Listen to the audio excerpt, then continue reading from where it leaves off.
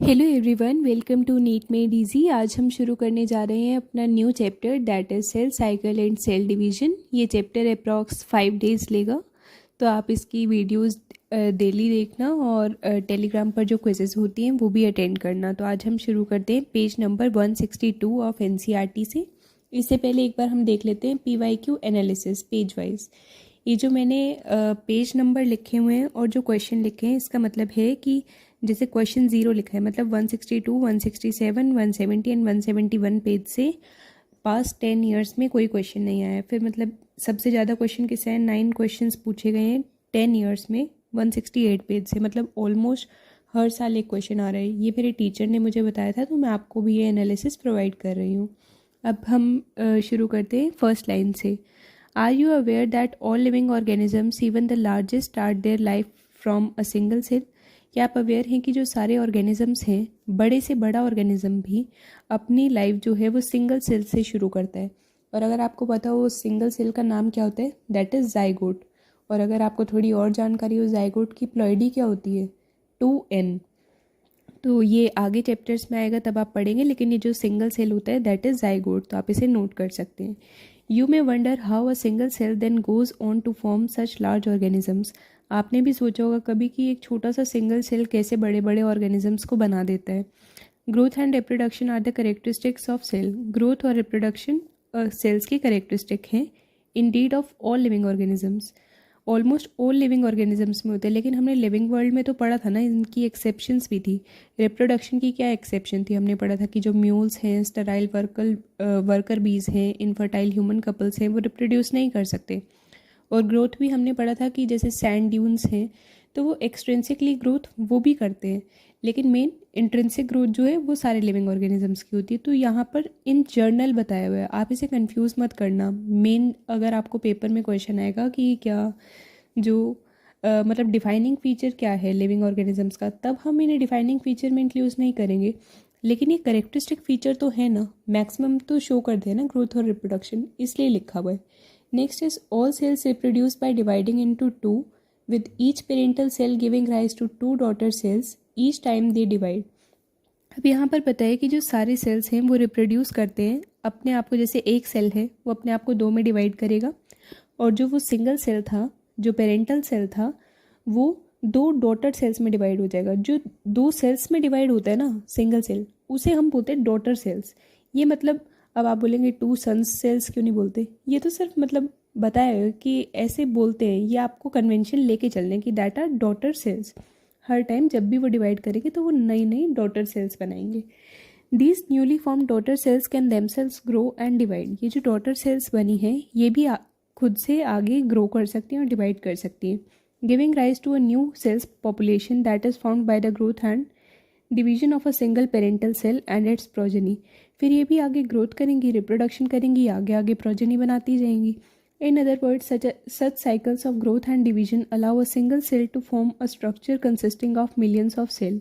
इस तरीके से ग्रोथ और डिवीजन होता रहता है और ये एक सिंगल सेल को मिलियंस ऑफ सेल्स का स्ट्रक्चर बनाने में हेल्प करता है, पूरी बॉडी बनाने में हेल्प करता है। अब हम ये तो सिंपल यहाँ पर तो इंट्रोडक्शन दी हुई थी, कुछ ऐसा ज़्यादा याद रखने का नहीं है, लेकिन ये याद रख सकते हो कि सारे ऑर्गेनिज्म सिंगल सेल से अराइज करते हैं पहले। अब हम आते हैं 10.1 टॉपिक पर, दैट इज सेल साइकिल। अब मैंने जो पिंक लाइन से लिखा हुआ है पिंक कलर के पेन से, that is term by hovered and pale. ये जो है ये साइंटिस्ट के नाम है जिन्होंने सेल साइकिल टर्म दी थी। तो ये आउट ऑफ एनसीईआरटी है, आप करना चाहें तो नोट कर सकते हैं। अब तो नहीं आता है इतना, ये पहले कभी पीवाईक्यू में आया होगा इसलिए मैंने नोट किया हुआ है। So first line is cell division is a very important process in all living organisms. ये तो हमें पता है कि सेल डिवीजन बहुत इंपॉर्टेंट प्रोसेस है लिविंग ऑर्गेनिजम्स का, तभी तो हम आगे बढ़े होंगे, ग्रोथ करेंगे। During the division of a cell DNA replication and cell growth also take place. Division के टाइम पे सेल के डीएनए रेप्लिकेशन होता है और सेल ग्रोथ करता है। डीएनए रेप्लिकेशन के बारे में तो आपको बहुत कुछ पढ़ना होगा, आगे 12th के चैप्टर में आएगा मॉलिक्यूलर बेसिस ऑफ इनहेरिटेंस में। यहाँ पर सिर्फ आप सिंपली ये याद रखें कि डीएनए भी रेप्लिकेट करता है और सेल की ग्रोथ होती है सेल डिवीजन के टाइम पर। जर्नल भी है, क्योंकि डिवीजन के टाइम पे मेन वो करना क्या चाह रहा है, that is growth. all these processes, that is cell division, DNA replication and cell growth, hence have to take place in a coordinated way to ensure correct division and formation of the progeny cells containing intact genomes. तो अब यहाँ पर हमें बताया कि ये जो सारे प्रोसेसेस हैं, सेल डिवीजन है, डीएनए रेप्लिकेशन है, सेल की ग्रोथ है, ये सब एक कोऑर्डिनेटेड वे में अकर करते हैं ताकि इंश्योर कर सकें कि प्रॉपर डिवीजन हो रहा है. आपको ध्यान रखना है कि ऐसे ही नहीं हो जाता, रैंडमली नहीं होता, it is done in a proper coordinated way. और इस तरीके से फॉर्मेशन ऑफ प्रोजेनी होती है जिनके अंदर इंटैक्ट जीनोम्स होते हैं, मतलब फिक्स्ड नंबर ऑफ जीनोम्स होते हैं. जैसे हमारे अंदर कितने क्रोमोसोम्स हैं तो फिक्स होंगे, जैसे जो भी ह्यूमन पॉपुलेशन होगी सबके पास same number of the chromosomes present होंगे. अगर आपको पता हो कितने होते हैं, that is 46 chromosomes, 23 pairs. Next line अब हम आते हैं. The sequence of events by which a cell duplicates its genome, synthesises the other constituents of cell and eventually divides into 2 daughter cells is termed as cell cycle. अब आपको ना इस line को पूरा अच्छे से याद रखना है. ये ना कई बार टेस्ट में दे दी जाती है और पूछा जाता है कि ये सेल साइकिल के बारे में बात हो रही है, सेल डिवीजन. तो आपको एनसीईआरटी की लाइन्स अच्छे से पता होनी चाहिए. ये डेफिनेशन है सेल साइकिल की कि जिस सीक्वेंस में सेल डुप्लीकेट करता है अपने जीनोम को, सिंथेसाइज करता है अदर कॉन्स्टिट्यूएंट्स को और इवेंचुअली फिर वो डिवाइड करता है 2 टोटल सेल में. तीनों चीज़ें याद रखनी है. आप इन्हें अलग से पेन से मार्क भी कर सकते हैं कि पहला क्या है, सेल डुप्लीकेट करता है जीनोम को, नेक्स्ट इज सिंथेसाइज करता है अदर कॉन्स्टिट्यूएंट्स को और फिर वो डिवाइड करते हैं 2 टोटल सेल में. इस पूरे प्रोसीजर को हम बोलते हैं cell cycle. Although cell growth in terms of cytoplasmic increase is a continuous process. तो अब मैं पूछूं आपसे, क्या सेल ग्रोथ एक कॉन्टीन्यूस प्रोसेस है? तो किन टर्म्स में हम ये बोल रहे हैं? That is in terms of cytoplasmic increase. Cytoplasm increase हो रहा है, उसका मतलब क्या है कि सेल ग्रोथ अकर कर रही है और ये कॉन्टीन्यूस प्रोसेस है, कॉन्टीन्यूसली चलता रहता है, डिसकॉन्टीन्यूस नहीं है. आपको इस चैप्टर की ना लाइन्स, मतलब ये चैप्टर छोटा सा है, 8-9 पेजेस का ही है, कोई ज़्यादा बड़ा नहीं है, लेकिन इससे ना क्वेश्चन गलत हो जाते हैं. एक एक लाइन, एक एक वर्ड पर अच्छे से ध्यान होना चाहिए आपका. और इसके तो ना आप किसी अच्छे टीचर के मतलब लेक्चर्स भी अटेंड करना, सिर्फ एनसीईआरटी से भी काम नहीं चलेगा क्योंकि इसमें ना न्यूमेरिकल्स भी आते हैं तो वो भी आपको करने पड़ेंगे इसके. बाकी एनसीईआरटी में आपको करा रही हूँ. Next line is DNA synthesis occur only during one specific stage in the cell cycle. फिर बताया कि डीएनए सिंथेसिस जो है एक स्पेसिफिक स्टेज पर ही होती है सेल साइकिल में, जो कि अभी हम आगे पढ़ेंगे किस स्टेज में होती है. The replicated chromosomes that is DNA. अब मैं पूछूं रेप्लिकेटेड क्रोमोसोम्स क्या होते हैं? डीएनए को बोलते हैं रेप्लिकेटेड क्रोमोसोम्स. और डीएनए की फुल फॉर्म क्या थी? That is deoxyribo nucleic acid. Are then distributed to the daughter nuclei by a complex series of events during cell division. These events are themselves under genetic control. अगर आपसे पूछा जाए कि ये जो हैं इवेंट्स सेल डिवीजन के जो हो रहे हैं ये किस कंट्रोल में है? Genetic control, physical control, environmental control. तो क्या आंसर आएगा? Genetic control. ये खुद से जेनेटिक कंट्रोल में होते हैं. अब हम आते हैं नेक्स्ट पेज पर, that is phases of cell cycle. So the first line is a typical eukaryotic cell cycle is illustrated by a human cells in culture. These cells divide once in approximately every 24 hours. तो अगर आपसे पूछा जाए कि human cells जो हैं वो कितनी देर में डिवाइड करते हैं तो उसका ड्यूरेशन क्या होगी? That is every 24 hours. However, this duration of cell cycle can vary from organism to organism and also from cell type to cell type. तो अब मैं अगर आपसे पूछूं क्या duration of cell cycle very कर सकती है एक ऑर्गेनिज्म से दूसरे ऑर्गेनिज्म में? हाँ, कर सकती है. लेकिन अगर मैं पूछूं कि क्या एक सिंगल ऑर्गेनिज्म में ही वेरी कर सकती है? हाँ, उसमें भी कर सकती है. अलग अलग सेल्स में अलग अलग टाइम पर ड्यूरेशन हो सकती है सेल साइकिल की. Next line is yeast for example can progress through the cell cycle in only about 90 minutes. अब हम यहाँ पे बताए हुए ईस्ट की सेल साइकिल के बारे में, that is of 90 minutes, that is 1.5 hour. अब ईस्ट होता क्या है? ईस्ट है एक फंजाई. और ईस्ट कैसी फंजाई है? That is a unicellular fungi. इसके बाद लिखा है the cell cycle is divided into 2 basic phases. पहले आपको ये पता होना चाहिए कि सेल साइकिल कितने फेजेस में डिवाइडेड है. That is 2 phases. First is the interphase, next is the M phase जो कि माइटोसिस फेज है. इंटरफेज जो है वो मैक्सिमम ड्यूरेशन लेता है, ये भी आपको ध्यान लेना है. अब जैसे ह्यूमन्स है, ह्यूमन्स की साइकिल के बारे में बताया कि दैट इज ऑफ 24 आवर्स. तो इसमें से 23 आवर्स जो है ना वो अकेला इंटरफेज ले लेगा और एम फेज के पास जाएगा सिर्फ 1 आवर. ओके. और जो इंटरफेज है वो एक नॉन डिवाइडिंग फेज होता है, लेकिन फिर भी वो सबसे ज़्यादा एक्टिव फेज होता है. Most active phase is a interphase. Interphase के 2 नाम और आप याद रख सकते हैं, that is the biosynthetic phase और रेस्टिंग फेज. अब हम देखेंगे एक बार diagram. Figure 10.1. This is a diagrammatic view of cell cycle indicating formation of 2 cells from 1 cell. तो यहाँ पर हमें सेल साइकिल के बारे में बताया जिसमें 2 सेल बनते हैं एक सेल से. तो यहाँ पर आप ना एक बार इस डायग्राम को अच्छे से कवर कर लीजिए. कई बार ना पीवाईक्यू में जैसे हमें ये डायग्राम दे दिया मतलब आया हुआ है ऐसा क्वेश्चन, तो उसमें जैसे G1 S G2 इनमें से कुछ भी छुपा देंगे और फिर पूछेंगे ये कौन सा फेज़ है, ये इसका फीचर दे देंगे और बोलेंगे आइडेंटिफाई करो ABCD इस टाइप से। तो इन फेजेस के बारे में हम आगे पढ़ेंगे, लेकिन मैं आपको बता रही हूँ कि इस डायग्राम को में आपको याद क्या करना है। मेनली आपको ऊपर G0 फेज़ पर ध्यान देना है। G1 की ड्यूरेशन अप्रॉक्सीमेटली 10 आवर होती है, S फेज़ की 9 आवर होती है, G2 की 4 आवर होती है। फिर M फेज़ के हमें सारे फेजेस बताए हैं, prophase, metaphase, anaphase, telophase and then cytokinesis. तो इस तरीके से आप देख सकते हैं। और यहाँ से नीट के PYQ आए हुए हैं जैसा कि मैंने मार्क किया हुआ है, और बाकी मैंने कुछ और एक्स्ट्रा चीज़ें मार्क की हुई हैं, ये अभी आप चैप्टर पढ़ेंगे आप तभी कवर कर पाएंगे। अब हम आते हैं नेक्स्ट लाइन पर, that is the M phase represents the phase where the actual cell division और mitosis occurs and the interphase represents the phase between two successive M phases. तो अब आपसे अगर पूछा जाए कि आप एक ऐसे फेज का नाम बताएं जहां पर एक्चुअल सेल डिवीजन अकर करती है, तो उस फेज का क्या नाम होगा? That is the M phase, और इसकी फुल फॉर्म है माइटोसिस फेज। और अगर आपसे पूछा जाए कि दो M फेजेस के बीच में जो फेज आता है उसका नाम क्या है, दैट इज अ इंटरफेज। तो आपको इस तरीके से क्वेश्चन बनाने आने चाहिए। It is significant to note that in 24-hour average duration of cell cycle of a human cell, cell division properly lasts for only about an hour. तो ये मुझसे टेलीग्राम पर भी किसी बच्चे ने पूछा था, और आप वैसे भी ध्यान रखिए कि जो सेल साइकिल है उसकी ड्यूरेशन 24 आवर है।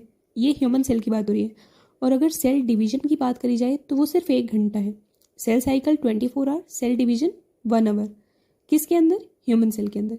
Next line is the interphase last more than 95% of the duration of the cell cycle. जो इंटरफेज है वो 95% से भी ज़्यादा ड्यूरेशन लेते हैं सेल साइकिल का। जैसे कि मैंने आपको बताया ही था कि ह्यूमन सेल की जैसे 24 आवर की फुल सेल साइकिल है, तो उसमें से इंटरफेज ही 23 घंटे ले रहा है। तो इस तरीके से आपको ध्यान रखना है प्रॉपर्ली कि मोर देन 95% होता है इंटरफेज की duration. Next line is the M phase starts with the nuclear division corresponding to the separation of daughter chromosomes, that is karyokinesis, and usually ends with the division of cytoplasm, that is a cytokinesis. तो यहाँ हमें बताया कि M phase में होता क्या है। M phase के अंदर न्यूक्लियर डिवीजन भी होता है और साइटोप्लाज्म का डिवीजन भी होता है। न्यूक्लियर डिवीजन का नाम होता है कैरियोकाइनेसिस। इसके आगे फेजेस हम पढ़ेंगे, और ये भी ध्यान रखना है कि पहले कैरियोकाइनेसिस होता है देन साइटोकाइनेसिस। कैरियोकाइनेसिस किसका डिवीजन था? That is the division of the nucleus, and cytokinesis is the division of cytoplasm. Next line is the interphase दो कॉल्ड द रेस्टिंग फेज। तो यहाँ पर ध्यान रखना है किस फेज को हम रेस्टिंग फेज बोलते हैं? इंटरफेज को। बताओ, बेचारा 23 घंटे तक लास्ट करता है फिर भी इसको रेस्टिंग फेज बोलते हैं, लेकिन हमें याद रखना है it is a time during which the cell is preparing for division by undergoing both cell growth and DNA replication in an orderly manner. अब अगर पूछा जाए, एजर्शन रीज़न ही आ जाए, मान लीजिए कि इंटरफेज को हम रेस्टिंग फेज बोलते क्यों हैं, तो इसका करेक्ट एक्सप्लेनेशन क्या होगा? Because it is a time during which the cell is preparing for division. Cell यहाँ पर प्रिपेयर करता है डिवीजन के लिए बाय अंडरगोइंग बोथ। क्या क्या चीज़ों के अंदर जाता है वो? दैट इज सेल ग्रोथ करता है और DNA रेप्लिकेशन करता है। कैसे? रैंडम ऑर्डर में करता है या प्रॉपर ऑर्डर में करता है? In a orderly manner. The interphase is divided into further 3 phases. अब यहाँ पर हमें बताए हुए इंटरफेज के 3 फेजेस। पहले मैं बताया था कि सेल साइकिल के 2 फेज थे, first is the interphase and next is the M phase. अब हमें बता रहे कि इंटरफेज फर्दर 3 फेजेस में डिवाइड होता है, that is G1 S G2। Okay, तो G1 फेज का नाम है गैप 1, S फेज का नाम है सिंथेसिस फेज, G2 फेज का नाम है गैप 2 फेज। अब इनको कुछ और नामों से भी जाना जाता है। G1 को पोस्ट माइटोटिक फेज भी बोलते हैं, क्योंकि माइटोसिस जो M फेज आया है उसके बाद आएगा। आपको पूरी ना मतलब ये सीरीज याद होनी चाहिए, G1 S G2 M। ये नेट के पेपर में पूछा गया, पहले G2 आता है, देन S फेज आता है, देन G2 आता है, देन M, और फिर उसके बाद फाइनली होती है साइटोकाइनेसिस। तो G1 का दूसरा नाम है पोस्ट माइटोटिक फेज। इसकी लेंथ वेरिएबल हो सकती है, और यहाँ पर मैक्सिमम ऑर्गेनेलिस डुप्लीकेट करती है। फिर आता है S फेज, यहाँ पर DNA सिंथेसिस अकर करती है। ये नीट 2005 के क्वेश्चन में पूछा गया है। नेक्स्ट इज यहाँ पर ही हिस्टोन प्रोटीन की सिंथेसिस भी होती है। मैंने आपको बताया था सेल वाले चैप्टर में हिस्टोन का नेचर कैसा होता है, that is a basic nature, और यहीं पर सेंट्रियोल्स भी डुप्लीकेट करते हैं। Third one is the G2 phase. यहाँ पर कुछ ऑर्गेनेलिस जो रह गई थी, जो जीवन में रेप्लिकेट नहीं करी थी, that is mitochondria, chloroplast and Golgi body, वो डुप्लीकेट करती है। बाकी अब हम पढ़ते हैं एग्जैक्ट जो NCERT में दिया हुआ है। G1 phase corresponds to the interval between mitosis and initiation of DNA replication. अब जैसे हमने ऑर्डर पढ़ा था G1 S G2 M, तो G1 किस किस के बीच में आ रहा है? S के और एम के। एस फेज में क्या होता है, डीएनए रेप्लिकेशन, और एम क्या था, माइटोसिस वाला। तो इस तरीके से आप समझने की कोशिश कीजिए, समझ समझ के याद कीजिए। G1 phase is the interval between the mitosis and initiation of DNA replication, क्योंकि ये एम और एस के बीच आता है। Next is during G1 phase of the cell cycle the cell is metabolically active and continuously grows but does not replicate it DNA. जो G1 phase है इसमें जो है सेल मेटाबॉलिकली एक्टिव होता है। ये आपको ध्यान रखना है कि वो मेटाबॉलिकली एक्टिव है या इनएक्टिव है। It is active. वो कॉन्टिन्यूसली ग्रो भी करता है लेकिन डीएनए की रेप्लिकेशन नहीं करता। फिर नेक्स्ट फेज़ आता है एस फेज़, जिसको हम सिंथेसिस फेज़ के नाम से जानते हैं। Marks the period during with the DNA synthesis और द रेप्लिकेशन टेक प्लेस, जिसके अंदर डीएनए की सिंथेसिस होती है और रेप्लिकेशन होती है।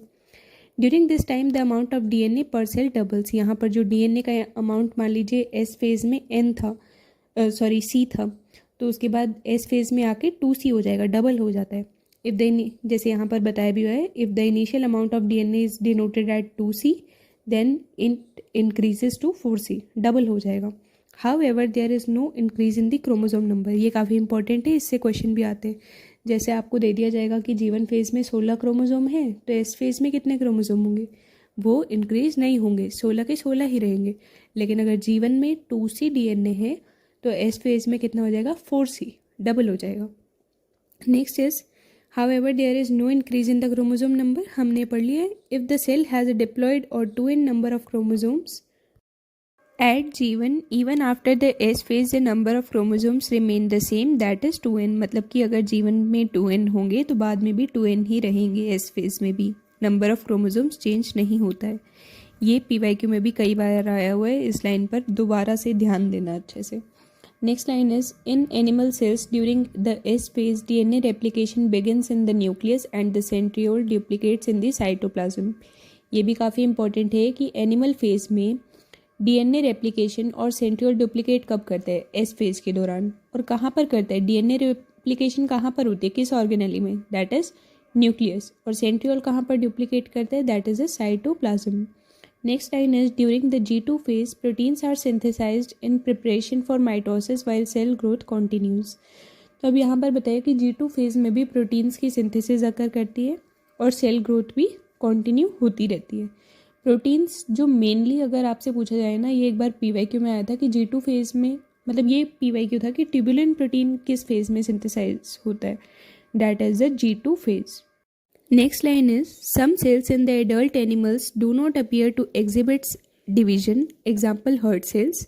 तो अब यहाँ पर हमें बताया कि कुछ एनिमल्स में जब वो बड़े हो जाते हैं वो डिवाइड नहीं करते हैं, जैसे कि यहाँ पर एग्जाम्पल दिया हुआ है heart sales.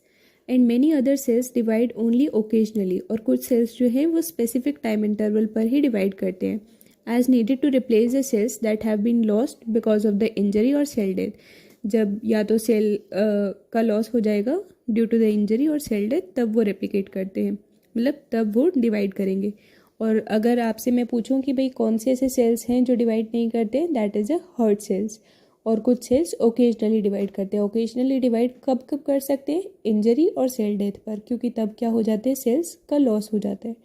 Next line is these cells that do not divide further exit G1 phase to enter an inactive stage called the quiescent stage G0 of the cell cycle।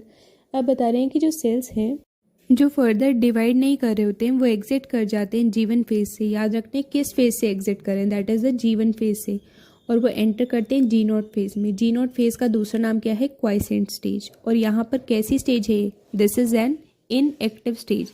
देखो एक लाइन से कितने question बन रहे हैं, और इससे तो प्रीवियस ईयर में भी क्वेश्चन आए हुए हैं कि वो एग्जिट कर रहा है G1 से, एंटर कर रहा है G0 में। G0 का दूसरा नाम है क्वाइसेंट स्टेज, और ये कैसा स्टेज है, एक इनएक्टिव स्टेज है।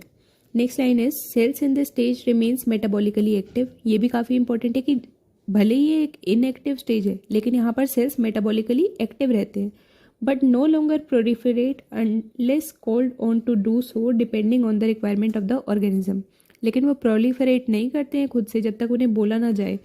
अब उन्हें कोई बोलने थोड़ी आएगा, मतलब रिक्वायरमेंट देखी जाएगी ऑर्गेनिज्म में कि रिक्वायरमेंट कम हो रही है, ज़्यादा हो रही है, तो उसके अकॉर्डिंग वो फिर प्रोलिफरेट करते हैं। Next line is in animals mitotic cell division is only seen in the diploid somatic cells. तब आपको याद रखना है कि एनिमल्स में माइटोटिक सेल डिवीजन कहाँ होते हैं, डिप्लॉयड सोमेटिक सेल्स। अब सोमेटिक सेल्स क्या होते हैं? सोमेटिक सेल्स आर लाइक, एक होते हैं जर्म सेल्स, दैट इज़ हमारे गोनेट्स के जो सेल्स होते हैं, और जो बाकी हमारी बॉडी में जितने भी सेल्स हैं लाइक स्किन के सेल्स, हमारे जो हैंड पर हैं, बाकी रिसेप्टर्स हैं, बाकी बॉडी में जो भी सेल्स हैं, बाकी सिर्फ जर्म सेल्स को छोड़कर, that are known as a somatic cells. तो सोमेटिक सेल्स डिप्लॉयड जो हैं उनमें माइटोटिक डिवीजन देखा जाएगा in the animals. However, there are few exceptions to this where haploid cells divide by mitosis। लेकिन कुछ एक्सेप्शन भी हैं जहाँ पर haploid cells भी डिवाइड करते हैं through the process of mitosis. For example male honey bee. तो अब यहाँ पर हमें एग्जाम्पल भी दिया हुआ है, और क्योंकि ये एक्सेप्शन है तो ये इंपॉर्टेंट हो जाता है, आपको याद रखना है। Against this the plant cells can show mitotic division in both haploid and diploid sales. Plant cells जो हैं वो माइटोटिक डिवीजन हैप्लॉइड सेल्स में भी शो करते हैं और डिप्लॉइड में भी। और एनिमल्स में हमें क्या बताया था कि मेनली वो डिप्लॉइड में करते हैं, लेकिन कुछ एक्सेप्शन थी, that is the male honey bees, जहाँ पर कि हैप्लॉइड सेल्स भी डिवाइड करेंगे। Next line is from your recollection of the examples of the alternation of generation in plants, chapter 3 that is plant kingdom. वहाँ पर अभी मैंने नहीं पढ़ाया आपको, लेकिन आपने पढ़ा होगा अल्टरनेशन ऑफ जनरेशन पढ़ाया जाता है in plants, in plant kingdom. तो वहाँ पर आपको आइडेंटिफाई करना है प्लांट स्पीशीज़ को और किस स्टेज में माइटोसिस होती है वहाँ पर हैप्लॉइड सेल्स में। तो आज हमें यहीं तक कवर करना था। आई होप सो आपको अच्छे से क्लियर हो गया हो।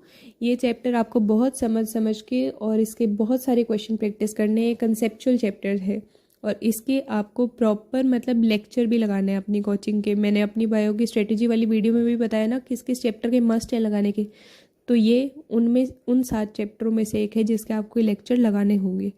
तो अब हम मिलेंगे कल नेक्स्ट वीडियो में, वहाँ पर स्टार्ट करेंगे हम एमफेज से। Thank you so much.